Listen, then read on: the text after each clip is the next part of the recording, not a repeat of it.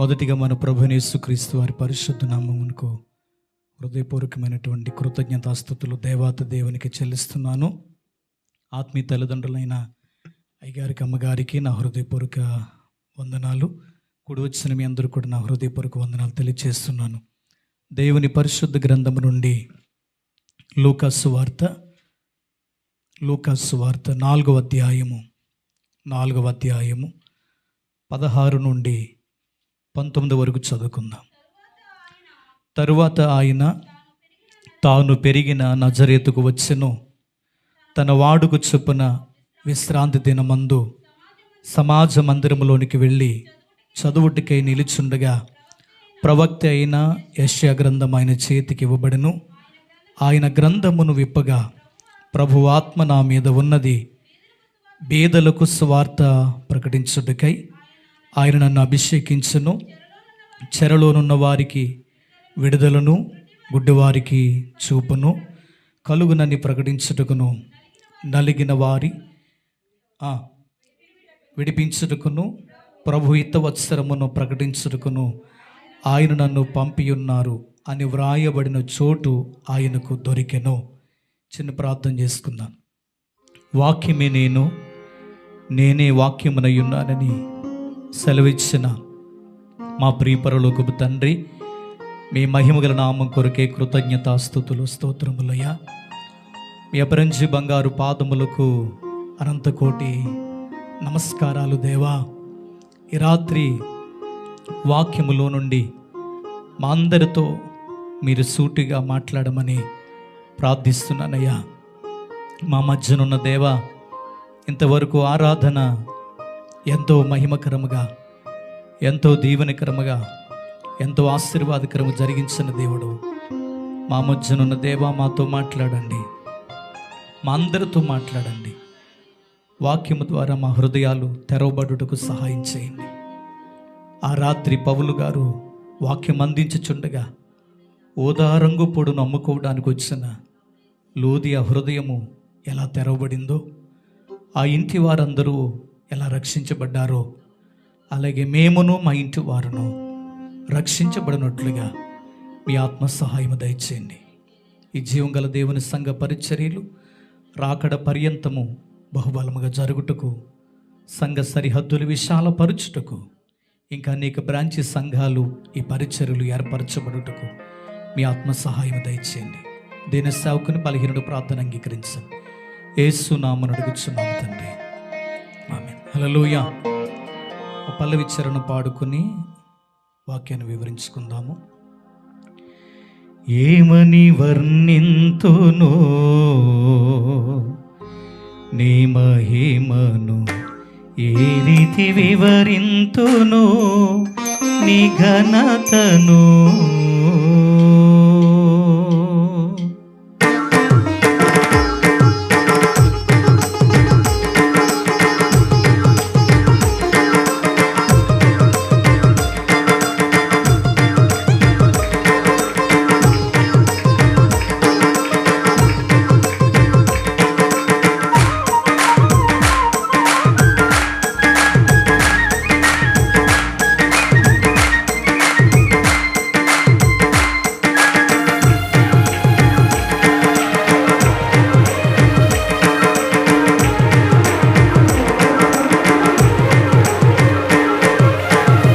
ఏమని వర్ణింతును నీ మహిమను, ఏ రీతి వివరింతును నీ ఘనతను.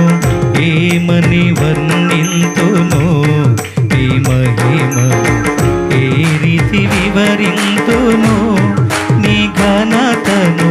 వేణుల పోగాడిన ఎన్నెళ్ళు పాడిన, వేణుల పోగాడిన ఎన్నెళ్ళు పాడిన, నిన్ను కొనియాడను నా తరమా, నిన్ను కొనియాడను నా తరమా. మని వర్ణింతును ఈ మహిమను, ఏ రీతి వివరింతును నీ ఘనతను.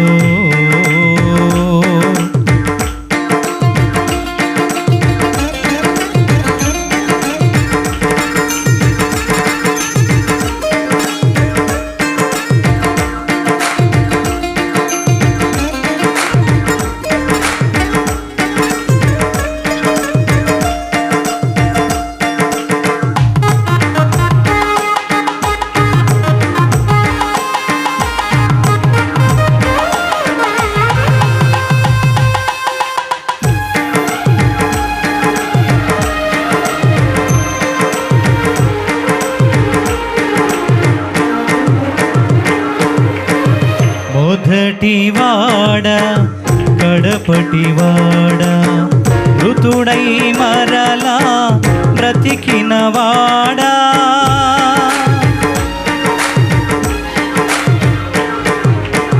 మొదటివాడ కడపటివాడ మృతుడై మరలా బ్రతికినవాడా సువర్ణ దీప స్తంభముల మధ్య సువర్ణ దీప స్తంభముల మధ్య సంచరించుచున్న పరిశుద్ధుడా ఏమని వర్ణింతును ఈ మహిమను ఏ రీతి వివరింతును నీ ఘనతను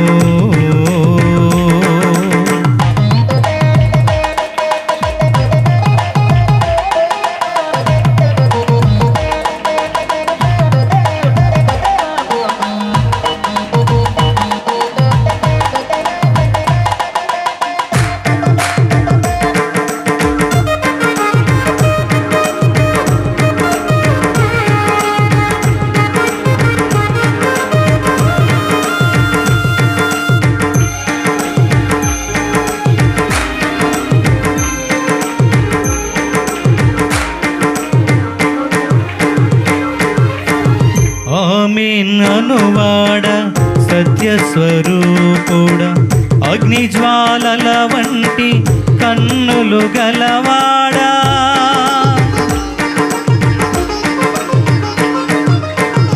ఆమేన్ అనువాడ సత్యస్వరూపుడ అగ్నిజ్వాలల వంటి కన్నులు గలవాడా విస్తార జలముల ధ్వనిని పోలిన విస్తార జలముల ధ్వనిని పోలిన కంఠస్వరము గలిగి నా దేవుడా కంఠస్వరము గలిగి నా దేవుడా ఏమని వర్ణింతును నీ మహిమను ఏ రీతి వివరింతును నీ ఘనతను ఏమని వర్ణింతును నీ మహిమను ఏ రీతి వివరింతును నీ ఘనతను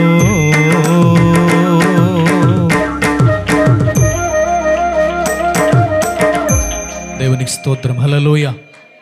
సమయం లేదు, సమయం చాలా వేగంగా వెళ్ళిపోతుంది. చదివిన వాక్య భాగంలో నుండి ఈ పూట కొన్ని ఆత్మీయ సంగతులు మనం ధ్యానం చేద్దాం. దేవుని మహాకృపలో 2024వ సంవత్సరంలో 8 మాసములు గడిచి 9వ మాసము సెప్టెంబర్ నెలలోనికి ప్రారంభ రోజు 1వ తారీఖు పునరుద్ధాన ఆరాధనలో మనమందరం ఉండడానికి ప్రభు మన ఎడల అద్భుతమైన కృప చూపారు. హల్లెలూయా. ఈ సంవత్సరాంతములో ఈ నెలతో ఇక 4 మాసాలే ఉన్నాయి. సంవత్సరాది మొదలుకొని సంవత్సరాంతము వరకు దేవుని కన్నులు మన మీద నిలిచి ఉన్నవి గనుక గత వారములలో మనం విన్న వాక్య ప్రకారం తన యందు భయభక్తులు గల వారి నిమిత్తము ఆయన దాచి ఉంచిన మేలు, ఆయన సిద్ధపరిచిన మేలు ఎంతో గొప్పది. ఈ యొక్క సెప్టెంబర్ మాసములో 1వ తారీఖు మొదలుకొని ఈ నెలాఖరులోపు ఈ సంవత్సరాంతములోపు మన పట్ల దేవుడు దాచి ఉంచిన సిద్ధపరిచిన మేలైన కార్యాలు దేవుడు మన జీవితంలో నిశ్చయముగా ఆయన చేయబోతున్నారు. నమ్మి దేవుని స్తుతిందాం. ఖచ్చితంగా దాచిన సిద్ధపరిచిన మేలులు మనం చూడబోతున్నాం. హల్లెలూయా. ఈ పూట చదువుకున్న వాక్య భాగంలో ఆయన పెరిగి నజరేతుకు వచ్చిన తర్వాత ఆయన తన వాడుక చొప్పున విశ్రాంతి దినమందు సమాజ మందిరములోనికి వెళ్ళి చదువుటకై నిలుచుండగా ప్రవక్త అయిన యెషయా గ్రంథము ఆయన చేతికి ఇవ్వబడను. ఆయన గ్రంథమును విప్పగా ప్రభువైన యేసుక్రీస్తు వారు భూమి మీద ఉన్నప్పుడు ఆయన పెరిగి కాస్త వయసు వచ్చిన తర్వాత తన వాడుక చొప్పున సమాజ మందిరములోనికి అందరూ సమాజముగా కూడుకునే ఆ మందిరములోనికి వెళ్ళి ఆయన చదవడానికి నిలబడినప్పుడు, ఏమి చదవడానికి నిలబడినప్పుడు అంటే వాక్యము చదువుటకు నిలబడినప్పుడు, వాక్యమై వచ్చిన దేవుడే వాక్యాన్ని చదువుతున్నారు. ఎంత గొప్ప భాగ్యమో! స్తోత్రం. నేనే వాక్యమును, వాక్యమునే నేనయున్నానన్నారు. ఆ వాక్యమే శరీరధారిగా కృపాసత్య సంపూర్ణుడిగా ఈ లోకానికి వచ్చినటువంటి దినములలో ఆయన చేతికి యెషయా గ్రంథం ఇవ్వబడిందంట. ఆ గ్రంథాన్ని ప్రభు విప్పి చదువుతున్నారు. ప్రభువే వాక్యమును చదివారంటే ఈనాడు బైబిల్ గ్రంథము కలిగి ఉన్న మనము రోజుకి ఎంత వాక్యము చదవాలి? చదువువారు ధన్యులు అని ప్రకటన గ్రంథములో క్లియర్గా వ్రాయబడింది. ఈ సంగతులు చదువువారు ధన్యులను వ్రాయబడింది. చదివేవారు ధన్యులు, ప్రకటించబడుతుండగా వినేవారు ధన్యులు, ప్రకటించేవారు కూడా ధన్యులే. స్తోత్రం. చదువువారు ధన్యులు, ప్రకటించువారు ధన్యులు, వినేవారు ధన్యులు. ఇక్కడికి రావడం వలన, దేవుని సన్నిధిలో ఉండడం వలన, దేవుని వాక్యాన్ని వినడం వలన మనం ఒక విలువైన ధన్యతను సంపాదించుకుంటున్నాం. హల్లెలూయా.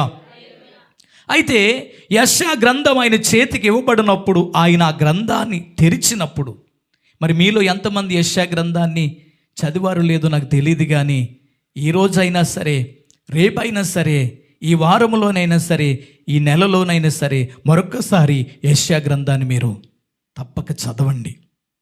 చదివితే ఆయన తెరిచినప్పుడు అక్కడ ఉన్న మాటలు ఇలా ఉన్నాయంట. ఏమని? ప్రభు ఆత్మ నా మీద ఉన్నది, బీదలకు సువార్త ప్రకటించుటకై. స్తోత్రం. దేవుని మా ఆత్మ ఎవరి మీద ఉన్నది? ఎవరి మీద ఉన్నది? ఎవరైతే యెషయా గ్రంథాన్ని తెరిచి చదువుతున్నారో వారి మీద దేవుని ఆత్మ ఉన్నది. స్తోత్రం. వాక్యము చదివే వారి మీద దేవుని ఆత్మ పనిచేస్తుంది. చదవని వారి మీద తప్పక చెప్పుకోవాలి, దురాత్మే పనిచేస్తుంది. వాక్యము చదివే వారి మీద ఎవరు పనిచేస్తారు? దేవుని ఆత్మ పనిచేస్తుంది. వాక్యము చదవని వారి మీద దురాత్మ పనిచేస్తుంది. దురాత్మ మన మీద పని చేయకుండా ఉండాలంటే దేవుని వాక్యాన్ని తప్పక శ్రద్ధగా చదవాలి. మీ అందరికీ సండే స్కూల్కి వెళ్ళిన అనుభవం ఉంటే కనుక కీర్తన గ్రంథంలో చెప్తారు, దుష్టుల ఆలోచన చొప్పున నడువక, పాపుల మార్గమును నిలువక, అపహాసకులు కూర్చుండక యెహోవా ధర్మశాస్త్రమునందు దివారాత్రులు దానును ధ్యానించువాడు ధన్యుడు. అతను ఎలాగుంటాడు? నీటి కాలువల యోరన నాటబడిన వాడై ఆకువాడక తన కాలమందు ఫలమిచ్చు. అబ్బా, మీరు భలే కంఠతంగా చెప్తున్నారు. అంటే చిన్నప్పుడు మీరు ఖచ్చితంగా సండే స్కూల్కి వెళ్ళారన్నమాట. దేవునికి స్తోత్రం. అది చిన్నవాళ్ళ సండే స్కూలు, ఇదేమో పెద్దవాళ్ళ సండే స్కూలు. ఇది కూడా సండే స్కూలే నేర్చుకునే వారికి. మనమేమి బైబిల్లో పండితులమేమి కాదు. ఏ వారానికి ఆ వారానికే దేవుడు నూతనంగా ఏదో ఒక వాక్యము ద్వారా మనకు జ్ఞానోదయాన్ని ఆయన కలుగచేస్తుంటారు. హల్లెలూయా. వినుట వలన విశ్వాసం కలుగుతుంది. దేవుని ఇంకా నమ్మటంలో బలపరచబడతాం. ఎలాంటి శ్రమలు వచ్చినా తొలగిపోకుండా ఉంటాం. ఎప్పుడు? విశ్వాసం మనలో నిలకడగా ఉన్నప్పుడు. విశ్వాసం ఎప్పుడు నిలకడగా ఉంటుంది? వినుట వలనే విశ్వాసం కలుగుతుంది. ఎవరి గురించి వింటే విశ్వాసం కలుగుతుంది? దేవుని మాటలు వింటే విశ్వాసం కలుగుతుంది. చప్పలు కూడా దేవుని నామమున మహిమపరద్దామా? దేవునికి స్తోత్రం. హల్లెలూయా. ప్రభు అంటున్నారు, బైబిల్ గ్రంథాన్ని చేతపట్టుకుని, దేవుని ఆత్మ నా మీద ఉన్నది. తర్వాత బీదలకు సువార్త ప్రకటించుటకై. 2024 సంవత్సరాలుగా ఈ భూమి మీద ప్రకటించబడుతున్నది ఎవరికి సువార్త అంటే బీదలకే. ధనవంతుని ఇంటి వాకిట నుంచుని బైబిల్ పట్టుకుని, అయ్యా, ఈ బిల్డింగ్లో, ఈ కోటలో, ఈ బంగ్లాలో, ఈ ప్యాలెస్లో ఉన్న ఆ ధనవంతులకు నేను దేవుని వాక్యము చెప్పాలని వచ్చాను, నేను దేవుని సేవకుడిని, నన్ను దయచేసి లోపలికి పంపించండి అని ఆ గేటు దగ్గర ఉన్న వాచ్మెన్ కనుక మనం అడిగితే అపాయింట్మెంట్ ఉందా అని అడుగుతాడు. మా బాసు, మా సారు, మా ముదీరు నీకు అపాయింట్మెంటు ఇచ్చాడా? ఇస్తే చెప్పు, నేను గేటు తీస్తాను. లేదా నీ దగ్గర ఫోన్ నెంబర్ ఉంటే మా ముదీరికి ఫోన్ చెయ్యి, అతను ఓకే అంటే కనుక నేను లోపలికి పంపిస్తాను. అంతే తప్ప నీ చేతులు ఏదో గ్రంథం ఉందని ఆ గ్రంథములో ఉన్న మాటలు లోపలికి వెళ్ళి చెప్తానంటే నిన్ను లోపలికి పంపించినందుకు నా ఉద్యోగం ఊడిపోద్దంటాడు ఆ వాచ్మెన్. అంటే ధనవంతుల దగ్గరికి దేవుని వాక్యము చెప్పండి వెళ్తుందా? వెళ్ళాలని ఆశపడిన ధనవంతుల దగ్గరికి దేవుని వాక్యము వెళ్ళలేకపోతుంది. వాళ్ళకి ఎన్నో ఆటంకాలు. కానీ ఈ రోజున విరివిగా ప్రకటించబడుతున్న సువార్త ఎవరి దగ్గరికి పరుగులు పెడుతుందంటే బీదవారి దగ్గరికి దేవుని వాక్యం పరుగులు పెడుతుంది. హల్లెలూయా. ఆ బీదవారిలో మనం కూడా ఉన్నాం. పుట్టుకతోనే మనమేమి గోల్డెన్ స్పూన్తో పుట్టలేదు, బంగారు పళ్ళాల్లో ఏమి భోజనాలు చేయలేదు, మన పేరు మీద వేల కోట్ల రూపాయల ఆస్తులేమి మన దగ్గర లేవు. మనం దేవునికి బీదవారుగా కనబడ్డాం. మన స్థితిని దేవుడు చూచారు కాబట్టి దేవుని స్వార్థను మన దగ్గరికి దేవుడు పంపించారు. హల్లెలూయా. దేవుని వాక్యము మన దగ్గరికి వచ్చినప్పుడు మనలో ఉన్న చీకటిని తీసివేసి దేవుని వాక్యం మనలో వెలిగించి ఈ రోజున మనము అనేకులను వెలిగించటానికి వెలుగుతున్న దీపాలుగా దేవుడు తయారు చేసుకున్నారు. నమ్మిన వారు చప్పట్లు కూడా దేవుని నామమున మహిమపరుద్దామా. ఒకప్పుడు మనము విగ్రహారాధికులము, అవిశ్వాసులము, దేవుని నమ్మనటువంటి నాస్తికులమై ఉన్నాము. దేవుడు ఉన్నాడో లేడో కూడా ఒకనాడు మనకి అవగాహనే లేదు. కానీ ఇప్పుడైతే గట్టి బలమైన నమ్మకం ఉంది. సుత్తిచ్చుకుని నెత్తి మీద కొడతానన్నా కూడా దేవుడు ఉన్నాడు అని చెప్తాం మనమైతే. దేవునికి స్తోత్రం. అంత నమ్మకం వచ్చేసింది ఇప్పుడు. ఎందుకు ఇంత గట్టి నమ్మిక, బలమైన నమ్మిక మనలో కలిగిందంటే ఈ వాక్యం మన జీవితంలో నిశ్చయముగా నెరవేరింది. ఒక వాక్యము, ఒక ప్రవచనమేమో దేవుని విషయంలో నెరవేరింది, ఇంకొక వాక్యమేమో మన విషయంలో నెరవేరింది. స్తోత్రం. దేవుని చేతికి ఏ గ్రంథం ఇవ్వబడింది అమ్మా? యెషయా గ్రంథం ఇవ్వబడింది. ఒకసారి చూడండి, యెషయా గ్రంథము 61వ అధ్యాయం. యెషయా గ్రంథం 61వ అధ్యాయం మొదటి నుంచి. ప్రభువగు యెహోవా ఆత్మ నా మీదకు వచ్చి ఉన్నది, దీనులకు సువార్తమానం ప్రకటించుటకు యెహోవా నన్ను అభిషేకించెను. దేవునికి స్తోత్రం. ఇప్పుడు ఏ గ్రంథాన్ని తీసి చదువుతున్నాం మనం అంటే భూమి మీద యేసు క్రీస్తు ప్రభువారు ఈ భూమి మీద ఉన్నప్పుడు ఏ గ్రంథమైతే తెరిచారో ఇప్పుడు అదే గ్రంథాన్ని మనం తెరిచున్నాం. మనం ఎంత ధన్యులం అమ్మా. మీకు అనిపించట్లేదా? ధన్యులం అనిపించట్లేదా? ఎలాగెలాగా మళ్ళా చెప్తున్నాను. కొంతమంది నిద్రపోతా ఆవులు ఎంత వింటున్నారేమో తెలియదు, కానీ కొంతమంది అలా కళ్ళు చూస్తానుంటాయి, కానీ ఆత్మ మాత్రం అలాగా మత్తులోకి మగతలోకి వెళ్ళిపోతుంటుంది. కొంతమందికి చెవుల వరకు వాక్యం వెళ్ళిన హృదయం వరకు వెళ్ళదు. దేవునికి స్తోత్రం. కొంతమందికి చూస్తూ నిద్రపోయే గొప్ప కృపావరం ఉంటుంది కొంతమందికి. హల్లెలూయా. దేవునికి స్తోత్రం. అలా మీరు ఇలాంటి కృపావరాలు ఏమి సంపాదించుకోద్దు, కానీ కళ్ళు, చెవులు, మనసు, హృదయము, ఆత్మ అంతా దేవుని స్వాధీనములో ఉండాలి. అప్పుడే ఆయన విడుదల చేసే ప్రతి వాక్యం మన హృదయంలోనికి వెళ్ళగలుగుతుంది. హల్లెలూయా. మీరు సరిగా వాక్యం వినకపోతే బండ మీద నీళ్లు పోసినట్లుగా నిష్ప్రయోజనం అయిపోతాయి. స్తోత్రం. మీరు శ్రద్ధగా వింటున్నారని నేను నమ్ముతున్నాను. వినుచున్న వారందరూ దేవుని స్తోత్రం చెప్దామా? హల్లెలూయా.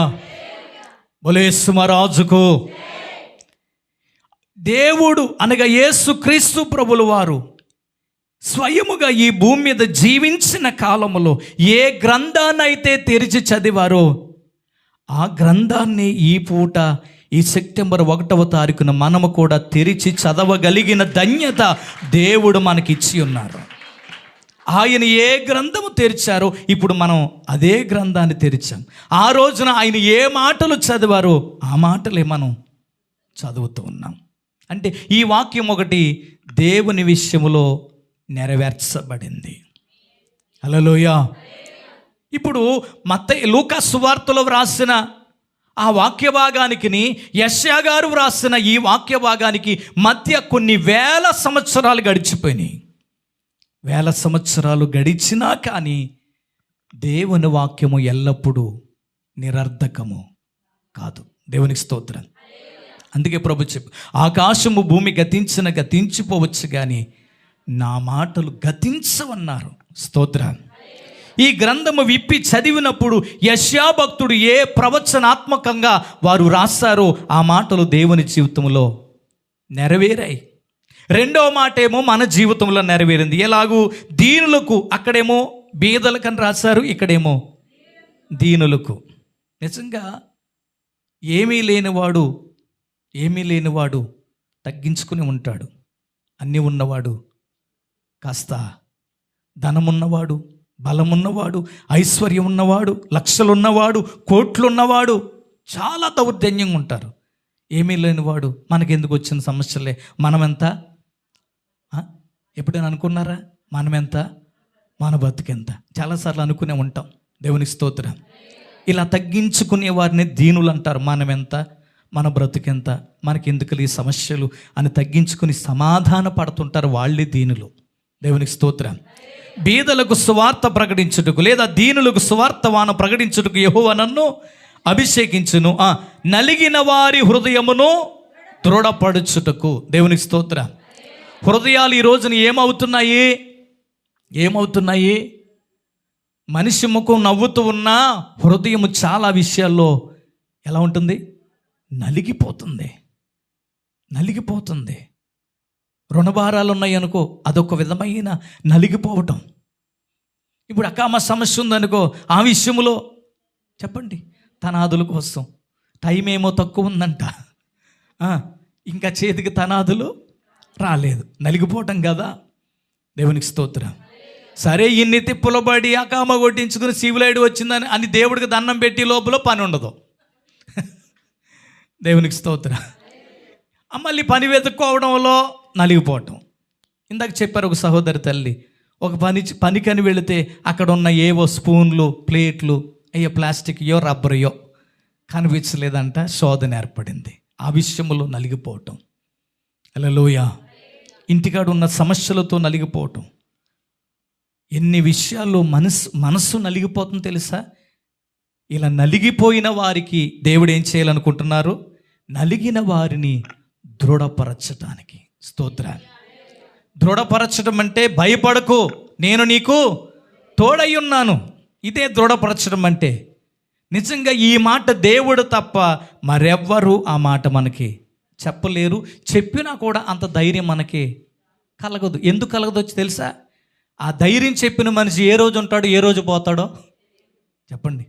ఇప్పుడు నా వెనక ఎవరైనా గొప్పోళ్ళు పెద్దోళ్ళు ఉండి నేనున్నాను భయపడకో అన్నారనుకో, వాళ్ళు ఉన్నంత వరకు నాకు ధైర్యమే. ఒకవేళ వాళ్ళు ప్రభు పిలిపొచ్చి వెళ్ళిపోతే నేను ఎవరి వైపు చూడాలి? నువ్వెవరి వైపు చూడాలి?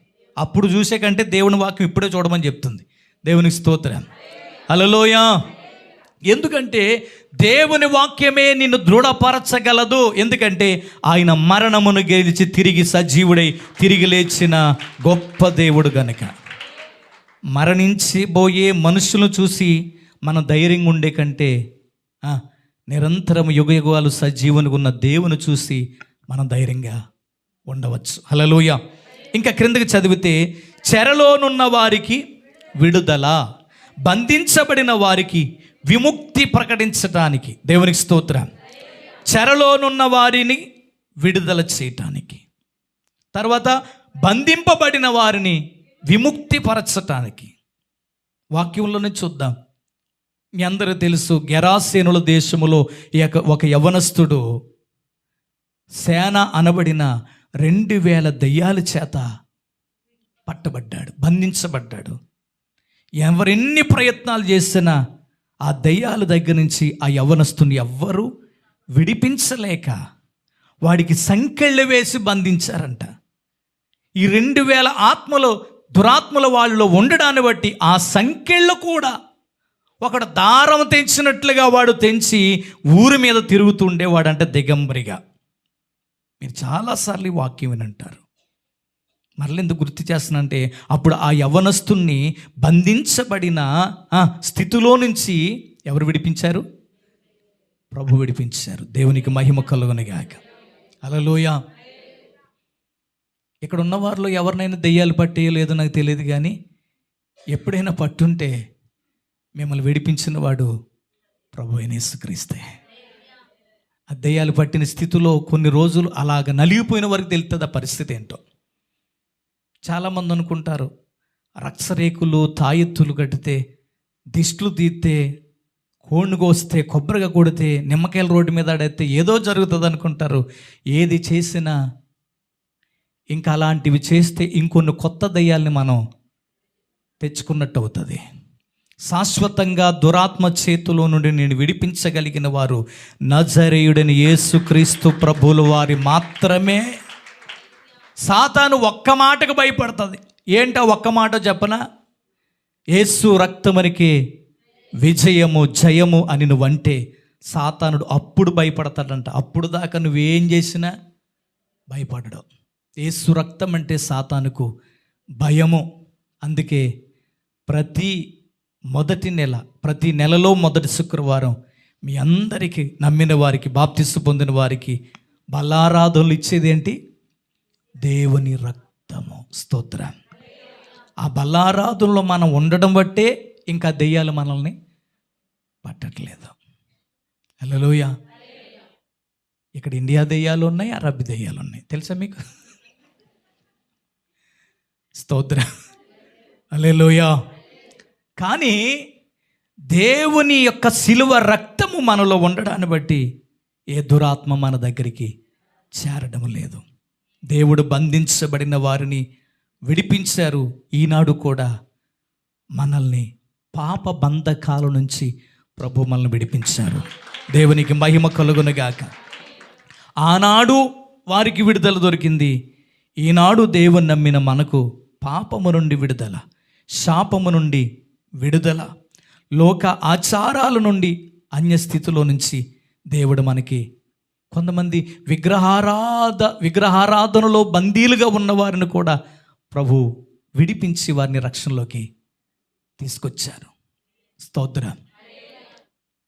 ఈ సమయంలో నేను చెప్పవచ్చో లేదో కానీ మా అమ్మగారి యొక్క అక్క, మా పెద్దమ్మ, ఆమె మీద ఎప్పుడు ఒక దేవత ఆవరించుండేది. ఆ దేవత పేరు ఈ బలిపేట మీద ఉండగా నేను చెప్పడానికి ఇష్టపడలేదు. మేమందరము దేవుని తెలుసుకుని రక్షణలోకి వచ్చాక ఆమె కూడా మెల్లిమెల్లిగా ప్రభువుని తెలుసుకుని రక్షణలోకి వచ్చేసింది. ఒక రోజున ఆరాధనలో కూర్చొని బుద్ధిగా ఆరాధన చేస్తుంది. ఆ ఆరాధనలోనికి మారు మనసు లేని ఇంకొక ఆవిడ వచ్చింది. ఆవిడలోనికి ఆ దేవత దిగొచ్చి, మీరందరూ మారితే మారారు, మీరందరూ తెలుసుకుంటే తెలుసుకున్నారు, నాకున్న ఈ కుమార్తెను ఎందుకు మీరు మార్చేశారు? ఎందుకు మీరు ఇందులోకి తీసుకెళ్ళిపోయారు? ఎందుకు నా కుమార్తెను నాకు దూరం చేశారని ఆ రోజున ఆవిడ చేసిన హంగామా అంతా ఇంత కాదు. అంటే ఇప్పుడు మా సొంత పెద్దమ్మ గారిని దేవుడు ఎవరి నుంచి విడిపించారు? విగ్రహారాధన సంబంధమైన బంధకాల్లోంచి దేవుడు విడిపించారు. ఎక్కడున్నారు చాలామంది భక్తులు మామూలు పూజలు చేయలేదు, వాళ్ళు మామూలుగా దేవుని కొలవలేదు. వాళ్ళందరూ ఈ రోజున క్రీస్తు బిడ్డలుగా మార్చాడు నా ప్రభు అయిన యేసుక్రీస్తు వారు. మీకే తెలుసు, రక్షించబడిన మీకే తెలుసు. ఒకప్పుడు పూర్వము ఎలాంటి వారిని అంటి పెట్టుకుని మీరు ఆరాధన చేశారు, ఎలాంటి పూజలు చేశారు, ఎలాంటి హారతులు ఇచ్చారు, ఎలాంటి నోములు నోసారు, అవన్నీ మీకే తెలుసు. కానీ దేవుడు అలాంటి విగ్రహ సంబంధమైన బంధకాల్లోంచి దేవుడు విడిపించి రోజున క్రీస్తు రక్తములో కడగబడిన వారిగా, నిత్య జీవరాధ్యానికి వారసులుగా, నిజమైన దేవుణ్ణి ఆరాధించే ఆరాధకులుగా మనల్ని ప్రభు చేశారు. అంటే ఈ వాక్యము మన జీవితంలో నిశ్చయముగా నెరవేర్చబడింది. మనం కూడా ఎక్కడో చోట ఏదో ఒక అవిశ్వాసానికో, విగ్రహారాధనకో, పాపానికో మనం కూడా కట్టబడే బందీలుగా ఉంటే దేవుడు మనల్ని విడిపించారు. స్తోత్రం. ఇంకా క్రిందకి చదివితే, యెహోవా హితవత్సరము మన దేవుని ప్రతిదండన దినమును ప్రకటించుటకు యెహోవా హితవత్సరము. హితవత్సరము అంటే, హితవత్సరం అంటే ముగిస్తున్నా. హితవత్సరం అంటే, హితము అంటే ఏంటి? హితం అంటే ఏంటి? హితం అంటే మంచి, మంచి వత్సరము. నేను చెప్తున్నాను, ప్రభువును నమ్ముకోలేనప్పుడు ప్రతిరోజు నీకు చెడ్డ దినముగా ఉందేమో కానీ ప్రభువును నమ్ముకుని రక్షణలోకి వచ్చిన తర్వాత నీ ప్రతిరోజు మంచి రోజుగా ఆయన మార్చాడు. హల్లెలూయా. మంచి రోజులుగా ఆయన మార్చాడు కాబట్టే మన ప్రతిరోజు మంచి రోజుగానే గడిచిపోతుంది. అమ్మా, ఈ 2024లో ఫలానా డేట్ అస్సలు బాగోలేదు, ఫలానా వారం అస్సలు బాగలేదు, ఫలానా నెల అస్సలు బాగలేదు అన్న వాళ్ళు ఎవరైనా ఉన్నారా? మీ అంచనా తప్పు, మీ ఆలోచన తప్పు, మీరు గ్రహించింది తప్పు. ఎందుకో తెలుసా? వాక్య ప్రకారం చూస్తే నీకు ఈ 2024 వరకు ప్రతి వత్సరమును ఆయన హితవత్సరముగానే దీవించాడు. హల్లెలూయా. ఏ రోజు చెడ్డ రోజు అని మీరు భావించకండి దేవుల్లో ఉన్నంత వరకు. ఎందుకంటే క్రీస్తు యేసు నందున్న వారికి ఏ శిక్షా విధి లేదుగాక లేదు. హల్లెలూయా. ఇంకా క్రిందకు చదువు త్వరగా. సియోనులో హితవత్సరమును మన దేవుని ప్రతిదండన దినమును ప్రకటించుటకును దుఃఖాక్రాంతులందరినీ ఏంటది? వాదార్చుటకు. నేను ఒక్క మాట అడుగుతాను, నిజం చెప్పండి. లోకములో ఉన్నప్పుడు ఏడని రోజంటూ మన జీవితంలో లేదు. దేవుళ్ళకి వచ్చాక ప్రతిరోజు నవ్వుతూ బ్రతుకుతున్నాం. ఇది అవునంటారా కాదంటారా? అమ్మా, నిజంగానే దేవునిలో లేనప్పుడు అన్నీ ఉన్న ఏదో లేదు, ఏదో కొరత, ఏదో వెడితి, ఏదో బాధ, ఏదో ఒక దుఃఖం, ఏదో ఒక శ్రమ, ఏదో ఒక ఆవేదన ఉంటూ ఉండేది. ప్రభు వచ్చాక కొండిరిగి మీద పడిపోతున్న దేవునికి స్తోత్రం, ఆయన చూసుకుంటారులే అని ఏదో తెలియని ఒక నీతిమంతులు సింహం వలె ధైర్యంగా ఉంటారంట. దేవునికి స్తోత్రం. మీకు అర్థం కావడం కోసం చెప్తున్నాను. 6 మూరల జానడు మనిషి గొల్యాతు వచ్చి అక్కడ నిలబడితే పొట్టివాడైన బాలుడైన దావీదు గొల్యాతును చూసి అదరలేదు, చెప్పండి, బెదరలేదు. ఎక్కడది దావీదుకి ధైర్యం? ఈ ధరించిన కవచాలను చూసుకున్నా. పైగా ఆయన చేతిలో ఏమన్నా మిషన్ గన్ ఉందా? దావీదు గారి చేతిలో ఉందా? ఏమన్నా కడప బాంబు ఉందా? ఏముంది? వడిసెలుంది, రాయి జేబులు, ఇలాంటి జేబులు ఒక 5 రాళ్ళు వేసుకున్నాడు అంతే. రాళ్ళు వడిసెల తప్ప దావీదు దగ్గర ఏమీ లేదు. కానీ దావీదు ఈ ఒడిసెలతోనూ రాళ్లతో గెలుద్దామని వెళ్ళలేదు. యుద్ధము యెహోవాదే అని విశ్వాసముతో వెళ్ళాడు. దేవునికి మహిమ కలుగునుగా. జయించాడా ఓడిపోయాడా? ఎవరు జయించారు? బాలుడు 6 మూరల. నేను 6 మూరల జానడు అనడం కంటే రేవులో, మన ఊరు వైపు అంటారు కదా, రేవులో తాడి చెట్లాగా ఉన్నాడు. ఎవరో? గొల్యాతు. చేతిలో కాస్త ఆ గొర్రెలు కాచుకుని అలవాటును బట్టి కర్ర తీసుకుని వెళ్తుంటే ఆ కర్ర చేతిలో ఉండడం చూసి గొల్యాతు అన్నాడు, నేనేమన్నా కుక్కనా కర్ర తీసుకొస్తున్నా అన్నాడు. స్తోత్రం. బాలుడైన దావీదు బలవంతుడైన గొల్యాతును గెలవగలిగిన ధైర్యం ఎక్కడదంటే ఆ ధైర్యం ప్రభువు ఇచ్చిన ధైర్యము. దేవునికి మహిమ కలుగునుగాక. ఈ రోజున అప్పులున్నా, కష్టాలున్నా, శ్రమలున్నా, బాధలున్నా, ఇరుకులున్నా, ఇబ్బందులున్నా, కుటుంబ సమస్యలున్నా, ఒక 6 నెలల పాటు పని లేకపోయినా, ఆహారము లేకపోయినా, ఆరోగ్యం సరిలేకపోయినా ఇంకా నువ్వు ధైర్యంగా బ్రతకగలుగుతున్నవంటి ఈ ధైర్యము నీకు కువైట్ నుంచి వచ్చింది కాదు, ఇండియా నుంచి వచ్చింది కాదు, దేవుని యొద్ద నుంచి వచ్చిన ధైర్యము. హల్లెలూయా. నిజంగా ఆ మొండి ధైర్యమే బ్రతికించేస్తుందండి. లేకపోతే మనం పిరికి వాళ్ళమై ఉండి ఇప్పటికి ఇందులో సగం మంది చచ్చుందురు. నిజంగా ఉరేసుకునో, పురుగుల మందు తాగో, పెట్రోల్ వేసుకుని అంటించుకునో. నిజమండి, అపవాది చాలా సందర్భాల్లో మనిషి కృంగిపోయినప్పుడు వెళ్ళి చచ్చిపో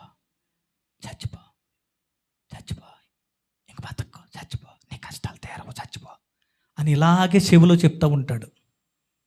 నా బాధల్లో నాకు కూడా చెప్పాడు సేవకునైనా కానీ. నిజమండి, సాతానుడు అన్నాడు, నువ్వు చాలా సమస్యలు ఇరుక్కుపోయావు, చాలా అప్పుల్లో మునిగిపోయావు, వ్యాని కురేసుకో అన్నాడు నన్ను. బలిపీఠం ముందు నిజం చెప్తున్నాను. ప్రభు అన్నారు, ఇన్ని సభలు పెట్టావు, ఇంత మందిరాలు కట్టావు, నీ చేతులతో ఎంతోమందికి బాప్తీసాలు ఇచ్చావు, కుమారుడా అలాంటి చావు నీకు నేను నిర్ణయించినది కాదు. అప్పుడు అనుకున్నాను, ప్రభు ఆత్మేమో చనిపోవద్దంటుంది, దురాత్మేమో ఫ్యాన్కి ఊరేసుకోమంటుంది. సేవకుల దగ్గరకు కూడా వస్తుంది. ఎవరు కృంగిపోతే వాళ్ళ దగ్గరకు వస్తుంది. ప్రభు ఉపవాసం ఉంటే దగ్గరకు వచ్చి కొండ మీద తీసుకెళ్ళి ఇక్కడి నుంచి దూకు, రాళ్ళను రొట్టెలుగా చేసుకో అని శోధించలేదా? అలాగే నా దగ్గరకు కూడా వచ్చి చావని ప్రేరేపించింది. దేవుని ఆత్మేమో నువ్వు చావద్దు, నీ కొరకు మంచి హితవత్సరమైన రోజులు నేను దాచానన్నారు. ఆ రోజులు ఎక్కువైట్ వచ్చాక నేను చూస్తున్నాను, అనుభవిస్తున్నాను. మీ ముందుండి ఈ వాక్యాన్ని నేను ప్రకటిస్తున్నాను. ఆ రోజే సాతాను చెప్పినట్టుగా ఫ్యాన్కి వేలాడి ఉంటే ఈరోజు నా ఆత్మ నరకములో ఉండేది. కోయిట్ వచ్చిన పాటలు పాడేవాడిని కాదు, ఇంత వాక్యము చెప్పేవాడిని కాదు, దాదాపు 16 మందికి బాప్తిసం ఇచ్చేవాడిని కాదు. హల్లెలూయా. దేవుడు మంచి రోజులను మనకు దాచాడు అనడానికి నేనే ఒక సాక్ష్యం. హల్లెలూయా. కువైట్లకు రానంత వరకు, జీవం గల దేవుని సంఘములో అడుగు పెట్టినంత వరకు నా రోజులు చాలా దుర్దినాలుగా గడిచాయి. ఎప్పుడైతే దేవుని ఏర్పాటులో కువైట్ వచ్చానో, దేవుని చిత్తంలో జీవం గల దేవుని సంఘంలో అడుగు పెట్టానో, ఆ రోజు నుంచి దేవుడు నన్ను ఆశీర్వదించడం ప్రారంభించారు, దీవించడం ప్రారంభించారు, సమాధానపరిచారు, నెమ్మదినిచ్చారు. అతి ముఖ్యంగా, అతి మిక్కిలి గొప్పగా చెప్పాలంటే ఆయన సన్నిధిలో పరిచర్య చేసే గొప్ప భాగ్యం దేవుడు నాకు ఇచ్చారు. హల్లెలూయా. దేవుని వాక్యం నెరవేరింది నా జీవితంలో. దుఃఖించు వారిని, దుఃఖాక్రాంతులను, అమ్మా నిజంగానే ఏడుస్తూ బయలుదేరిన ఇంటికాడి నుంచి నేను అందరిని వదులుకొని, ఇప్పుడు కాదు, అప్పుడు ఫస్ట్ వచ్చినప్పుడు. మళ్ళీ ఇప్పుడు అనుకుంటారేమో, అయ్యగారు ఏడుతా వచ్చారంటే ఇష్టం లేక వచ్చారేమో అనుకుంటారు. మళ్ళీ దేవునికి స్తోత్రం. ఇప్పుడు కాదు, మొదటిసారి వచ్చినప్పుడు ఏడుస్తూ వచ్చాను. దేవుడు నన్ను ఏం చేశారు? ఈ జీవం గల దేవుని సంఘంలో దేవుడు వాదార్చారు, ధైర్యపరిచారు. నేను నీకు తోడై ఉన్నానన్నారు. ఆయన పనిముట్టిగా, పాత్రగా మీ ముందు ఒక చిన్న పాత్రగా దేవుడు వాడుకుంటున్నారు. స్తోత్రం. హల్లెలూయా. ఇంకా క్రిందకి వేగంగా చదివితే, సియోనులో దుఃఖించు వారికి ఉల్లాస వస్త్రములు, బూడిదకు ప్రతిగా పూదండ, దుఃఖమునకు ప్రతిగా ఆనంద తైలం, భారభరితమైన ఆత్మకు ప్రతిగా స్తుతి వస్త్రం వారికి ఇచ్చుటకు ఆయన నన్ను పంపి ఉన్నాడు. దేవునికి స్తోత్రం. యెహోవా తన్ను మహిమ పరుచుకున్నట్లు నీతి అను మస్తకి వృక్షములనియు, యెహోవా నాటిన చెట్లు అనియు వారికి పేరు పెట్టబడును. నమ్మిన వారు చెప్పట్లు కూడా దేవుడు నామమున మహిమపరదామా. మనకు దేవుడు కొత్త పేరు పెట్టారంట. ఏంటా పేరు తెలుసా? యెహోవా నాటిన చెట్లు. అమ్మా ఎవరు మనం? అక్కడ అలాగే ఉందా? యెహోవా నాటిన చెట్లని వారికి పేరు పెట్టబడెను. దేవునికి స్తోత్రం. సంఘములో నిన్ను ఏం చేశాడు ఆయన? చెట్టు వలె ఆయన నాటాడు ఈ సంఘంలో. ఎందుకు నాటాడు ఆయన? నాటకపోతే ఏమైపోతుందో తెలుసా? నాటబడని చెట్టు ఏమవుతుంది? మన ఇంటికి వెళ్ళినప్పుడు వాటర్ కనెక్షన్ కోసం పైపులు వేసాం. ఓ చెట్లు, మల్లి చెట్టు, ఇంకా కనకరంబాల చెట్లు, ఇంకా కొన్ని చెట్లు అడ్డొస్తే నేను తీసి నాటుదాములే అని పక్కన పెట్టాను, మర్చిపోయాను. తెల్లారి చేసి చూసి దగ్గరికి వెళ్తే చెప్పండి మూర్తి అయిపోయినాయి. అరబీ లేదంటారంట కదా, ఏంటంట అయిపోయింది. జీవం ఉందా అని చూస్తే జీవం లేదు. అయినా ఆశ చావక మట్లో గుచ్చి కొన్ని నీళ్ళు వేసాను. అవి అంటున్నాయి, చచ్చిపోయాక మాకు నీళ్ళు ఎత్తే ఏంటి, పాలేదు అని ఎండిపోయినాయి. అప్పుడు అనుకున్నాను, నేను నాటకుండా వదిలేసిన చెట్లు ఇలా ఎండిపోతే, దేవుడే మర్చిపోతే మన బతుకేమైపోతుందో. ఆయన నిన్ను నన్ను మరువని దేవుడు, విడువని దేవుడు, ఎడబాయని దేవుడు, సిగ్గుపరచని దేవుడు. దేవుడు మందిరములో నిన్ను నాటారు గనుకే, జీవం గల దేవుని సంఘములో నిన్ను నాటారు గనుకే నువ్వు ఎలాగున్నావు? ఎండిపోయావు? పచ్చకున్నావా? పచ్చకున్నానని చెప్పొచ్చు కదా నవ్వుతూనో. ఎంత స్వార్థం మీకు! హల్లెలూయా. ఎండిపోయారా? పచ్చకున్నారా? పచ్చగా ఉన్నాము, ఫలిస్తూ ఉన్నాము, దీవించబడుతున్నాము, ఆశీర్వదించబడుతున్నాము, మేలు వెంబడి మేలు, కృప వెంబడి కృపన పొందుకుంటూనే ఉన్నాము. స్తోత్రం, హల్లెలూయా. యెహోవా నాటిన చెట్లు మనం. ఏ తెగులు మనకైనా సమీపించనివ్వడు. ఏ తెగులు నీ గుడారమున సమీపించదు. నీ ప్రక్కన 1000 మంది పడినా, నీ కుడి ప్రక్కన 10,000 మంది ఏ అపాయము నీ వద్దకు రాదు. నువ్వెవరో తెలుసా? దేవుని చేత నాటబడిన చెట్టువు. ఫలించు, ఆ ఫలాలు దేవునికి ఇవ్వు, దేవుని మహిమపరచు. ఈ చిన్ని వాక్యమును దేవుడు మన వినికిటిలో ఫలింపచేయునుగాక.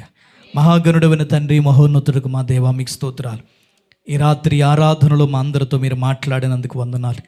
నిజమేనైనా మేం బేదలము, దరిద్రము, దిక్కులేని వారము, అల్పులము, అభాగ్యులము, ఎన్నో వాటి చేత బంధించబడినటువంటి వారము. ఇందులో కొందరు విగ్రహాల చేత కూడా బంధించబడిన వారు, దయ్యాల చేత బంధించబడిన వారు, సమస్యల చేత బంధించబడిన వారు, రోగాల చేత బంధించబడిన వారు, ఆర్థిక సమస్యల చేత బంధించబడిన వారు, అప్పుల చేత బంధించబడిన వారు ఎందరో ఉన్నారు. వారందరినీ విడిపించిన దేవుడు, రక్షించిన దేవుడువు, రక్షణలోనికి నడిపించిన దేవుడువు తండ్రి, నీకు స్తోత్ర.